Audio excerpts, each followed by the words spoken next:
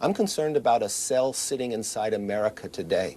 We just caught 18 people just last month on the FBI terrorist watch list coming across our border. More than 160 have done it this year, a record breaking. When we're looking around the Middle East and the uprisings popping up around Europe and others, they could be sleeper cells right now in America, but this administration has done nothing to change what's happening on the southern border. We have to step up together, building the broadest and deepest coalition to strengthen.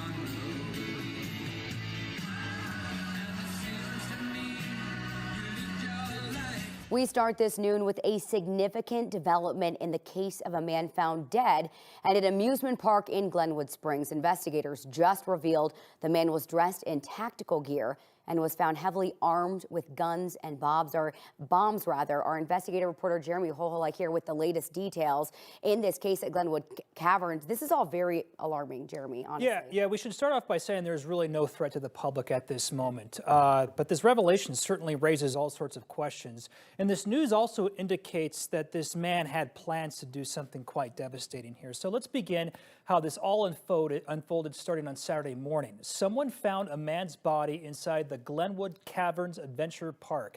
Information initially coming out about this death was very vague over the weekend, and now we know why. Just within the past hour, the Garfield County Sheriff's Office sent out a press release describing what they found. They described this man as a 22-year-old male from the Carbondale area. The Sheriff's Office says he was dressed in black-colored tactical clothing with patches and emblems that gave the appearance that he was with law enforcement. The man was, quote, heavily armed with a semi-automatic rifle and handgun with numerous loaded magazines. He was also wearing body armor and a helmet. Investigators say they also found improvised explosives devices on him and in a car associated with him. The bomb squad had to disable these devices over the weekend. The press release also contains this alarming statement that says in part, quote, the suspect could have implemented an attack of devastating proportions upon our community and our first responders. We began with a warning from the FBI director after a Jordanian citizen living here in Houston was arrested for looking into how to make bombs and supported killing Jews. Our Matt Doherty is live in Spring tonight with new details in the case you first saw here on KHOU 11 News. Matt?